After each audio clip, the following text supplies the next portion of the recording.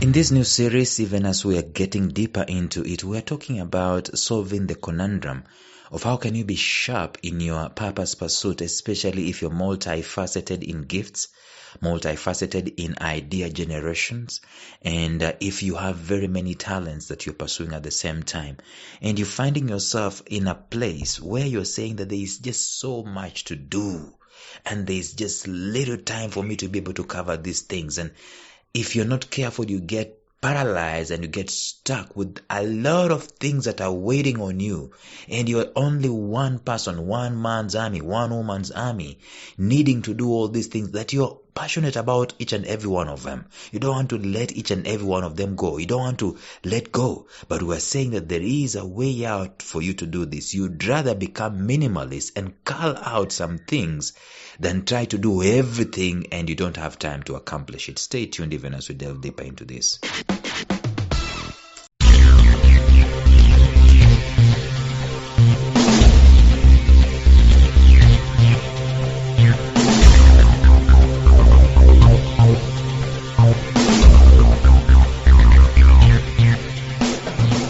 Welcome to the Life Signatures podcast with Lawrence Namale.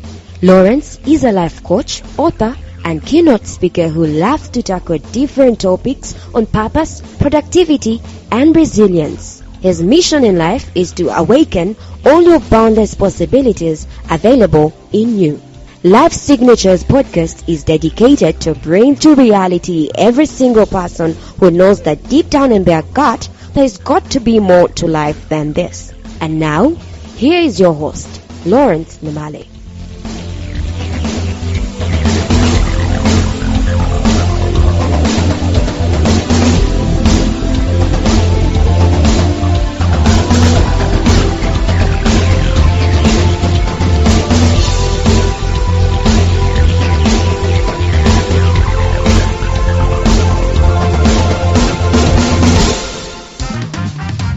We've said that the occupational hazard of creative people is less time and a lot of things to do.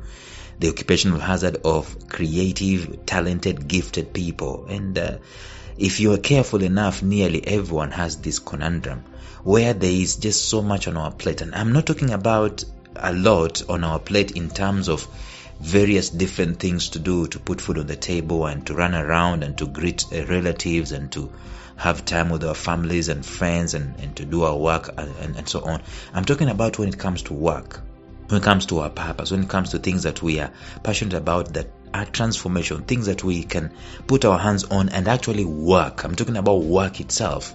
In the facet of work or in the area of work, sometimes you can find yourself so much paralyzed with so much to do and so minimal time. And all that you want to do is know that they are wrong things. These are good things. And I'll give you an example yesterday of Steve Jobs. When he went back to Apple the second time, he culled very many things. Apple was actually suffering. And that's what I failed to explain yesterday. Apple was suffering.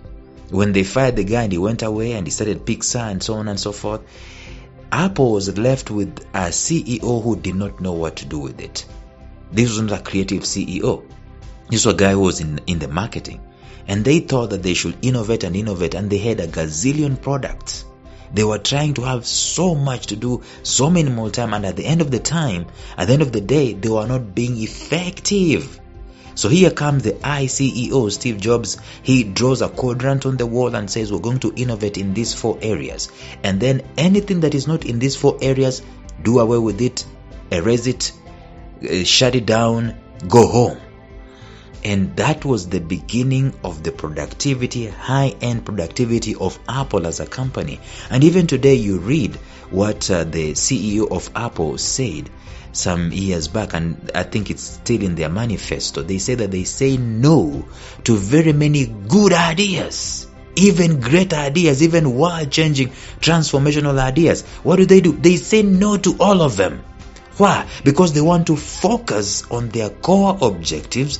They were staying minimal with their work so that they can become more productive. No wonder Apple is one of the most the top 2, if not the top 3 companies in the world. There's a point in time that Apple was $1 trillion company. Why? It is because of their minimalist approach to purpose, minimalist approach to productivity. These days we hear people talking about Apple going to space, or Apple going into the auto industry where they want to create electric vehicles and so on and so forth. They are not doing that because they want to remain relevant and they want to remain highly productive in their pursuit of purpose. And so we need to learn from these guys. They are on to something. When we come to our own individual lives and we find that, oh my God, there is just so much I've got to do and there is no time. What am I going to do? The answer, my friend, is this. The answer is you've got to love to put off, or maybe just hate to put off some things that are legitimate. You are gifted in them, you are talented in them, you are passionate about them, but you gotta give them up. Why? So that you can focus on being integral and do the best that you can be able to do with what you have right now. And the choice is not easy. But I think if you look at the most dominant gift, let me talk about myself. If you look at the most dominant gift or the thematic gift, the other things can become appendages onto this and so on and so forth. But you need to look at the most dominant gift, which is connected to your big purpose. And that's why it is important for you and I to find out what our purpose in life is. When we find out what our purpose in life is, all these other things can now fall into perspective and into place, so that you're not multi-purposed, so to speak. You are one purpose, single. Like the Apostle Paul told us, that this one thing I do, I forget all things that lay behind and I focus on this one thing. This one thing I do. That is single-mindedness. It doesn't mean that the other things are useless. In fact, Apostle Paul says, for everything that was to my gain, I have decided to count everything as a loss for the surpassing knowledge of knowing Christ. And he said, I focus on knowing Christ and Him alone crucified. That is single-mindedness. I'm using that as an example spiritually. It's a spiritual example, but we can be able to use it in other areas. We can cascade this example into other areas of being single-minded. There are very many things we can be able to do, but can we be single-minded? Can we count all the other things as a loss for the surpassing knowledge of pursuing our purpose? In that we can now, at the end of the day, become effective in that purpose pursuit. There is no one who was multifaceted, multi-talented, and pursued all those facets and all those purposes. Okay, purposes is not necessarily even a word. And pursued all those things and became successful. This guy called Paul the Apostle was single-minded. That's why we're talking about him. Jesus Christ himself was single-minded. That's why we're talking about him. Very many people in their respective niches, they are single-minded. KFC is single-minded in its recipe. Coca-Cola is single-minded in whatever they are doing. Apple, single-minded in whatever they are doing. If you find people meddling in this and meddling in that and meddling in this, it's schizophrenia, and you cannot succeed on your meddling.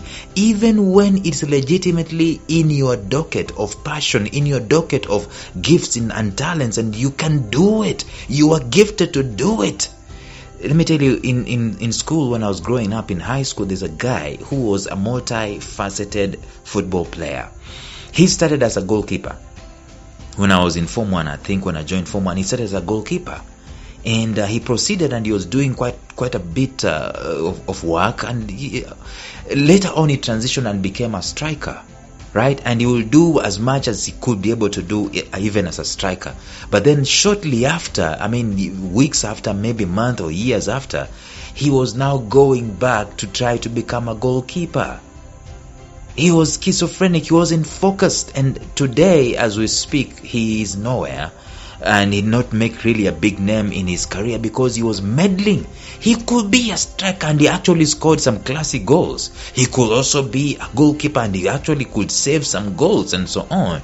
But he was meddling. What I'm saying is that we've got to be single-minded in our approach to productivity, especially when we are naturally gifted and naturally passionate about more than one facet, more than one niche in life. It is foolhardy for us to try and pursue all of these things. At least in the time being, pursue one thing. The word focus, someone told me, is an acrostic that follow one course until successful. At least at this moment in time, follow one course until you're successful, and then see if it's possible for you to try and follow another course. I guarantee you, when you become successful in one niche, this is just one area. The other area is consolidation of the success, which takes another lifetime. And even the third niche, the third thing is to pass on the success to a successor, which takes another lifetime. My point, friends, is this: for us to be sharp in our purpose pursuit, we need to be minimalist in its approach. We need to be single-minded in our approach of productivity, and not take a lot of things on board, but take minimal things on board and run with them. Tomorrow in the episode, I start talking about specifically how can we be minimalist in our approach to productivity. Until then, bye-bye. Thank you for listening to Life Signatures Radio. If you enjoyed today's show, subscribe to Life Signatures Radio on iTunes, Stitcher, or visit our website at lifesignatures.libsyn.com. Life Signatures Radio, fresh, clean, and inspiring.